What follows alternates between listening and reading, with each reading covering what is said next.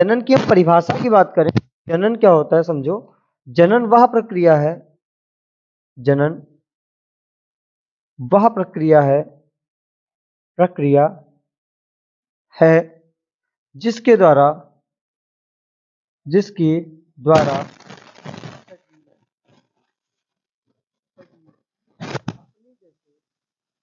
अपने समान एक संतति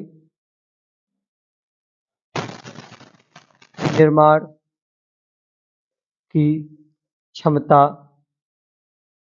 रखता है। मतलब जनन वह प्रक्रिया है जिसके द्वारा क्या होगा, कोई भी जीव अपने ही समान, ठीक, कोई सजीव अपने ही समान क्या करेगा, एक संतति, मतलब क्या, प्राणी या कोई भी चीज जैसा वो होगा समान, संतति निर्माण की एक क्षमता रखता है। मतलब क्या है, अगर एक हम बात करें मेल, ठीक, और एक ये फीमेल की बात करें, तो एक देखो, एक ये सजीव है दोनों ये, ठीक, जब ये दोनों के, हाँ, देखो ये सजीव हैं, जब ये दोनों के एग और स्पर्म आपस में मिलेंगे और उससे क्या होगा, न्यू संतति का निर्माण होगा या नई संतति का निर्माण होगा, उसे ही क्या बोलेंगे, जनन बोलेंगे। अच्छा, जनन को अगर हमको पढ़ना है, सीखना है, तो जनन के लिए एक चीज ध्यान रखिए, जनन जनन जनन मुख्यतः होता है दो प्रकार का। कितने प्रकार का, दो प्रकार का। एक होता है लैंगिक जनन,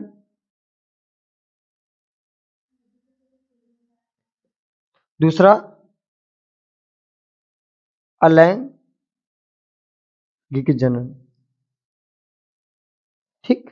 अच्छा, अगर हम, ठीक, एक लैंगिक जनन, दूसरा अलैंगिक जनन। अगर हम लैंगिक जनन की बात करें तो ये मुख्यतः दो लोगों में होता है, एक पादप या जिसको बोल सकते हैं प्लांट, दूसरा जंतु जिसको बोल सकते हैं एनिमल, जैसे हम लोग सभी में, ठीक। यह जो प्रकार होता है इसका कैसा होता है, एक लिंगी होता है और द्विलिंगी होता है।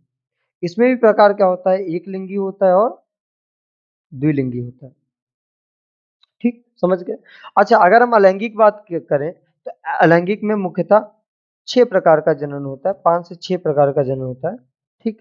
पहला कायिक जनन, कायिक जनन, ठीक। नंबर 2, अगर हम बात करें तो क्या होता है, द्विखंडन। तीसरे की बात करें हम, बहुखंडन, ठीक। चौथे की बात करें, पुनरुद्भवन।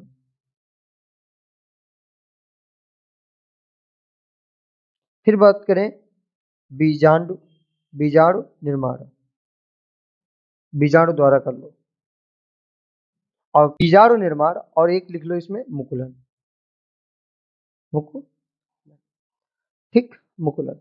अच्छा, अभी अगर इसको समझना है कायिक जनन, तो कैसे समझोगे, देखो फॉर एग्जांपल, कायिक जनन में जो जनन होता है वो अलैंगिक होता है, मतलब इसमें लिंग की आवश्यकता नहीं पड़ेगी, और इसमें क्या होगा, लिंग की आवश्यकता पड़ेगी।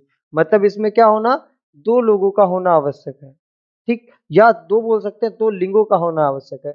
और इसमें क्या होगा, एक लिंग होगा, उसे ही क्या, या तो पुरुष हो या तो मादा, चाहे जैसा लिंग हो, और वो क्या, और लिंग भी ना भी हो तो क्या, अलैंगिक हो, लिंग की आवश्यकता ही कोई नहीं है। कैसे, हमने बोला कायिक जनन, समझो, कायिक जनन में जो विभाजन होता है कैसे होता है, समसूत्री विभाजन द्वारा। कैसे, समसूत्री विभाजन द्वारा।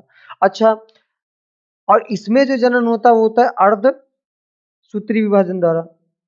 आप समझो, समसूत्री विभाजन और अर्धसूत्री विभाजन क्या होता है। देखो, समसूत्री विभाजन की बात करें, सूत्री विभाजन की अगर हम बात करें, तो देखो, जब क्या होंगे, समान, और क्या जाएंगे, गुणसूत्र, उसे क्या बोलेंगे, समसूत्री विभाजन बोलेंगे। और अर्धसूत्री विभाजन कहाँ कहाँ कब बोलेंगे, जब क्या होगे, जो गुणसूत्र हमारे आधे आधे जाएंगे। जैसे हमने बोला, जैसे बोला हमने बोला कि एक है नर और एक है मादा, इसके गुणसूत्र होते हैं 46 और इसके भी होते हैं 46।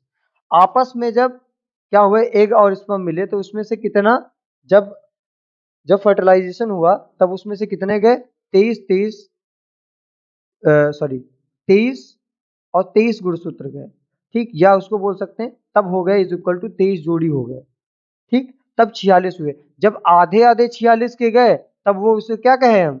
अर्धसूत्री विभाजन कहे, ठीक? अब देखो, जब समान जाएँगे तब क्या होगा? समसूत्री विभाजन। समझने के लिए समझ लो, एग्ज़ाम्पल मैं दिए दे रहा हूँ, बहुत बढ़िया एग्ज़ाम्पल है और एक बार में ही समझ जाओगे। जैसे एग्ज़ाम्पल गुलाब, ठीक? गुलाब। तो गुलाब कायिक जनन का एग्ज़ाम्पल होता है गुलाब, गुड़हल। जड़ के भाग को छोड़ के, किसको? जड़ को छोड़ के बाकी शेष भाग, कोई भी भाग हो, जैसे ये भाग है, ये भाग है, इससे भी ये ब्रांचेस निकली, इससे भी ऐसे गुलाब की आकृति है, ठीक? क्या हुआ? मैंने इस भाग को काटा यहाँ से और क्या किया? काटा तो जितने गुणसूत्र इसमें थे और उतने गुणसूत्र इतने इसमें हैं, तो जब काटा तो गुणसूत्र तो बराबर रहे ना, तो समान गुणसूत्र है ना उसमें। जब समान गुणसूत्र जाएंगे और उसको क्या किया? मिट्टी में दबा दिया। कुछ दिन के बाद क्या हुआ? उसमें से नई पत्तियां निकलने लगी।